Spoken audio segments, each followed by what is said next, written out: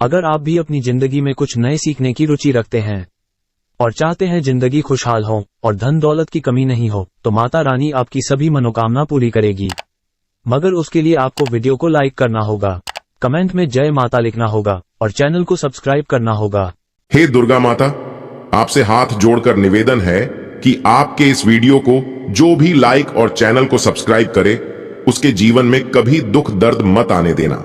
जय माता दी। दोस्तों, नवरात्रि का पावन और पवित्र समय चल रहा है और ऐसे में अगर आप हरी चूड़ियों से जुड़ा यह एकमात्र असरदार और चमत्कारी उपाय कर लेते हैं तो मात्र 24 घंटे में आपकी हर मनोकामना पूरी हो जाएगी। दोस्तों, यह उपाय कलयुग में एकमात्र ऐसा उपाय है जो मात्र एक बार करने से अपना असर दिखाना शुरू कर देता है। दोस्तों, नवरात्रि का पावन पर्व शुरू हो चुका है। ऐसे में हर कोई मां दुर्गा की कृपा पाना चाहता है, पर आज के इस समय में कई ऐसे लोग हैं जो अपनी समस्याओं से परेशान हैं पर उनका निवारण नहीं जानते। इसलिए आज हम आपको गुरु जी द्वारा बताए गए एक ऐसे चमत्कारी उपाय के बारे में बताने जा रहे हैं जिसको अगर आप इस शारदीय नवरात्रि में किसी भी समय कर लेते हैं तो मां दुर्गा आपसे खुश हो जाएगी और आपकी किस्मत चमक जाएगी और आपके घर से तुरंत ही हर प्रकार की गरीबी और हर प्रकार की समस्याओं का नाश हो जाएगा। दोस्तों, यदि आप सही मुहूर्त पर सही क्रिया अनुसार यह उपाय कर लेते हैं तो मान के चलिए आपका भाग्य आपका इस तरह से साथ देगा कि जिस कार्य को भी करेंगे उस कार्य में आपको कामयाबी हासिल होगी। आपका कोई भी सपना होगा वो तो पूरा होगा ही होगा। इसी के साथ दोस्तों, सच मानिए आपके जीवन में आपको एक चमत्कारी और पॉजिटिव बदलाव देखने को मिलेगा। यह चूनी का उपाय आपको जरूर करना चाहिए क्योंकि ये ही एकमात्र ऐसा उपाय है जो कि आपको जल्द से जल्द धनवान और मालामाल बना देगा। इसीलिए इस आसान से असरदार उपाय को जानने के लिए वीडियो को आखिर तक जरूर देखें। और दोस्तों, अगर आप भी अपने जीवन में माता रानी की कृपा पाना चाहते हैं तो वीडियो को लाइक करके कमेंट में जय माता दी लिखना न भूलें। नवरात्रि में मां दुर्गा के 16 श्रृंगार किए जाते हैं। साथ ही विवाहित महिलाएं भी इन दिनों में अच्छे से सज धज कर मां की पूजा करती हैं। मां दुर्गा के 16 श्रृंगार में फूलों का श्रृंगार भी एक है। इसे काफी शुभ माना जाता है। कहते हैं फूलों की महक मन को ताजगी देती है, घर में सकारात्मकता का विकास होता है। ऐसी मान्यता है कि इससे घर में सुख और समृद्धि आती है और अखंड सौभाग्य का वरदान भी मिलता है। यही वजह है कि भारतीय संस्कृति में 16 श्रृंगार को जीवन का अहम और अभिन्न अंग माना गया है। नवरात्रि में मां को 16 श्रृंगार का चढ़ावा चढ़ाने के अलावा महिलाओं को भी इस दौरान 16 श्रृंगार जरूर करना चाहिए। ऋग्वेद में भी सौभाग्य के लिए 16 श्रृंगारों का महत्व बताया गया है। 16 श्रृंगार में मौजूद हर एक श्रृंगार का अलग अर्थ है। बिंदी को भगवान शंकर के तीसरे नेत्र से जोड़कर देखा जाता है। वही सिंदूर सौभाग्य और सुहाग की निशानी होती है।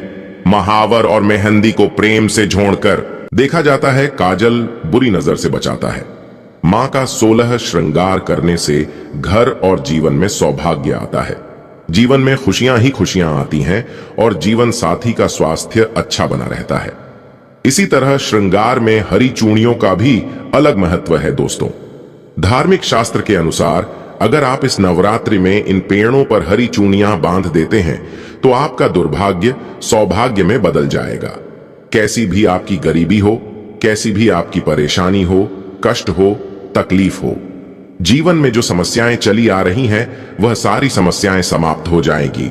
और केवल नवरात्रि के दिनों में ही अगर आप यह उपाय करते हैं और चूनी अगर इनमें से किसी भी वृक्ष पर बांध देते हैं तो आपकी जन्म जन्मांतर की गरीबी मिट जाएगी और एक ही बार उपाय करने से आपकी हर मनोकामना पूर्ण हो जाएगी। तो दोस्तों, वह वृक्ष कौन से हैं और वह उपाय क्या है, आइए जानते हैं। दोस्तों, प्रथम वृक्ष है शमी का वृक्ष। शमी के वृक्ष के बारे में ध्यान से सुनिए। शमी का वृक्ष माता पार्वती एवं भगवान भोलेनाथ जी का मिश्रित रूप कहा जाता है। दोस्तों, शमी के वृक्ष को उमा महेश्वर भी कहा गया है और नवरात्रि के दिनों में शमी के वृक्ष पर माता पार्वती और भगवान भोलेनाथ जी का वास माना जाता है। इसलिए नवरात्रि में संध्या काल के समय इस वृक्ष को छूने से सभी दोष कष्ट परेशानियां समाप्त हो जाती हैं। दोस्तों, नवरात्रि में किसी भी दिन शमी वृक्ष की जड़ पर अगर कच्चा दूध डाला जाए तो भगवान भोलेनाथ शीघ्र प्रसन्न होते हैं एवं माता पार्वती जी का खूब आशीर्वाद प्राप्त होता है। दोस्तों, श्रमिक का वृक्ष जिस घर में लगा होता है उस घर में कल्याण हो जाते हैं और सभी प्रकार के भौतिक सुखों की प्राप्ति होती है। तो दोस्तों, नवरात्रि में किसी भी दिन शमी वृक्ष पर उमा महेश्वर का ध्यान करते हुए 2 जोनी हरी चूनी जरूर बांधें। ऐसा करने से सभी प्रकार के भौतिक सुखों की प्राप्ति होती है। और अगर आप शमी के पत्ते भगवान भोलेनाथ के पूजन में उन्हें चढ़ाते हैं तो इससे आपके घर में माता लक्ष्मी जी स्वयं वास करने आती है और महादेव खुद चलकर आपके घर में वास करते हैं और आपकी कैसी भी दर्द रहता हो, कैसी भी गरीबी हो, कैसी भी परेशानी हो, सब समाप्त हो जाती है। दोस्तों, दूसरा वृक्ष है धतूरे का वृक्ष। दोस्तों, धतूरे का वृक्ष भगवान शिव का रूप माना गया है। यह वृक्ष पर स्वयं काल भैरव के अंश से उत्पन्न हुआ है, ऐसा माना जाता है। दोस्तों, शिवलिंग पर धतूरे का पत्ता पुष्प चढ़ाने से राहु केतु के दुष्प्रभाव से बचे रहते हैं। और दोस्तों, आप नवरात्रि में किसी भी दिन धतूरे के वृक्ष पर अगर 2 जोनी हरी चूनी बांधते हैं तो आपको शत्रु से छुटकारा मिलता एवं शत्रु का सर्वनाश होता है। इसलिए दोस्तों, धतूरे का वृक्ष आपको अपने आसपास कहीं पर भी मिल जाएगा। तो इस वृक्ष पर आपको 1 जोनी या फिर 2 जोनी हरी चूनियां जरूर बांध कर आनी है। दोस्तों, तीसरा वृक्ष है बेलपत्र यानी बेल का वृक्ष। दोस्तों, इस वृक्ष पर स्वयं महादेव और माता पार्वती वास करती है। तो नवरात्रि में किसी भी दिन एक थाली में आप हरी चूनी ले लें और जितनी भी श्रृंगार की चीजें हैं ये ले लें। और अगर आप एक लाल फीते या एक हरे फीते के सहारे हरी चूनी को ले जाकर इस वृक्ष पर बांध देती है तो फिर देखिए कैसे चमत्कार होता है।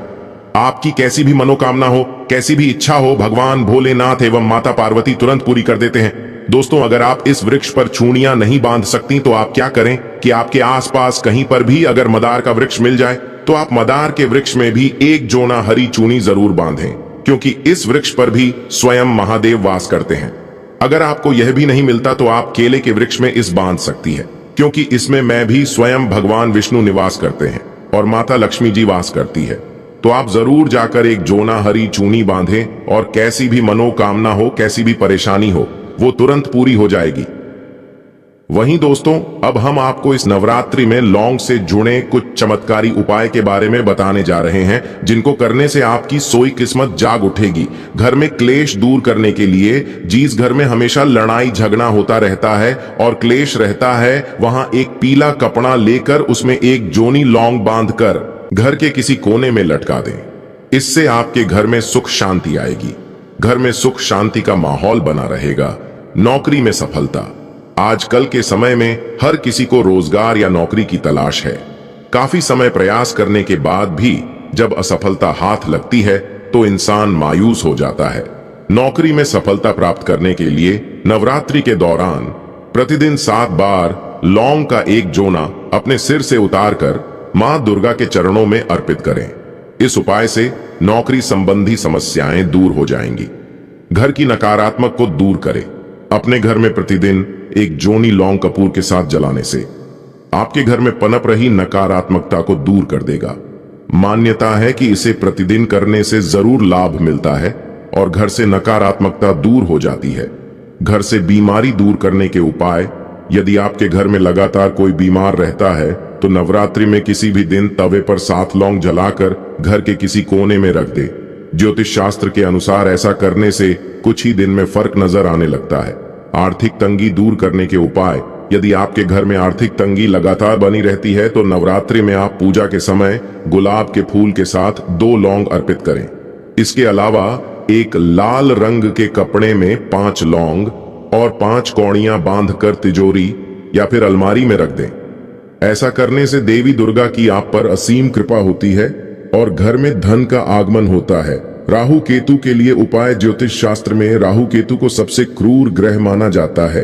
इनके अशुभ प्रभाव को कम करने के लिए नवरात्रि में रोजाना आपको लौंग का दान करना चाहिए। इसके अलावा नवरात्रि में शिवलिंग पर रोजाना लौंग का जोना चढ़ाएं।